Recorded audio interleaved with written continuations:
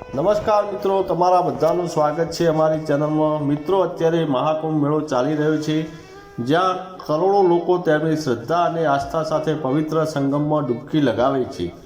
તે માત્ર એક મેળો નથી, પણ એક આધ્યાત્મિકતા યાત્રા છે, જ્યાં લોકો આ હેતુ સાથે આવે છે કે પવિત્ર સંગમમાં ડૂબકી માર્યા બાદ તેમના સાથે પાપોનો નાબૂદ થઈ જાય છે। પરંતુ આ વખતે પ્રયાગરાજમાં મહાકુંભમાં કંઈક એવું થયું કે જ્યારે લાખો લોકો ગંગા, યમુના અને સરસ્વતીના સંગમ પર સ્નાન કરી રહ્યા હતા, ત્યારે સૌ આશ્ચર્યચકિત થઈ ગયા।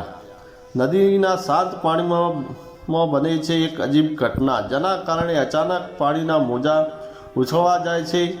તે એવું ઝડપી બન્યું કે કોઈને કંઈ સમજાયું નહીં, અને મોજાઓમાંથી એક ખૂબ જ મોટો વિશાળ સાપ આવ્યો। જ્યારે આ સાપને જોયો, તે શ્વાસ લેવાનું બંધ કરી દીધું, કારણ કે અહીં હાજર તમામ લોકોએ તેમના જીવનમાં ક્યારેય આટલો મોટો સાપ જોયો ન હતો, સાપ ન દેખ્યો હતો। સાપનું આખું શરીર ચમકતું હતું।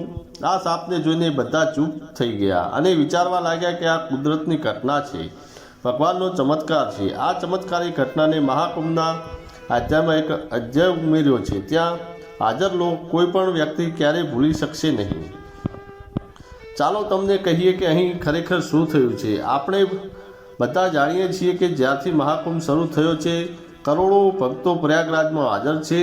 કેટલાક લોકો તેમના પાપોને ધોવા માટે અહીં આવે છે, કારણ કે મહાકુંભ માત્ર એક મેળો નથી, પરંતુ પ્રયાગરાજમાં ગંગા, જમુના અને સરસ્વતી સાથે ઊંડો સંબંધ ધરાવે છે।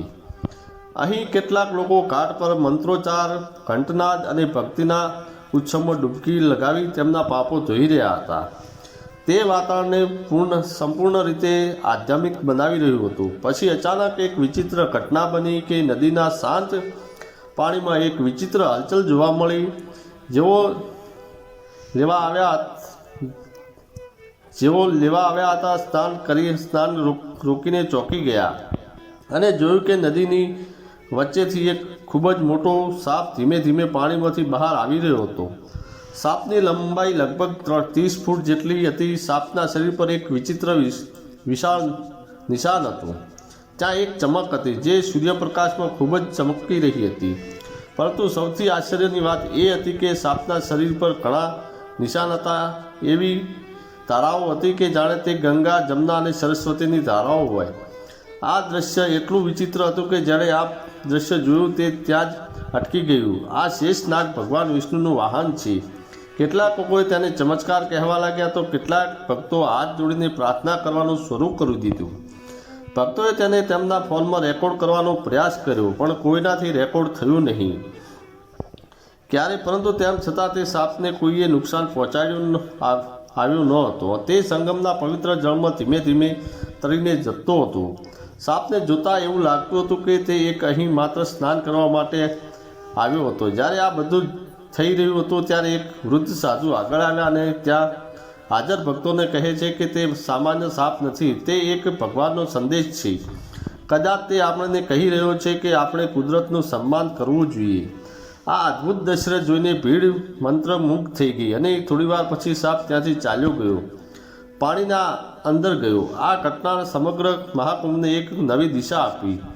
સાપના ગયા પછી ભક્તો આ વિશે વિચારવા લાગ્યા કે તેઓ ચર્ચા કરી રહ્યા હતા કે આ સાપ કોણ હતો અને તે ક્યાંથી આવ્યો હતો। પરંતુ સંગમના કિનારે ઘણા લોકો હતા જેઓ માનતા હતા કે તે એક ચમત્કાર હતો। આ ઘટનાને માત્ર તેમની માન્યતા જ મજબૂત બનાવ્યું હતું, પણ તેણે કહ્યું હતું કે મહાકુંભ જેવી પવિત્ર ઘટનાને મહાકુંભને કાયમ માટે યાદગાર બનાવી દીધી।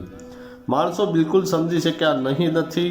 તમે શું વિચારો છો? શું આ એક દેવી શક્તિ સંદેશ હતો કે માત્ર એક અનોખી કુદરતી ઘટના હતી? કોમેન્ટ બોક્સમાં લખીને તમારો અભિપ્રાય જરૂર જણાવજો। હર હર ગંગે, હર હર મહાદેવ, જય ભોલેનાથ।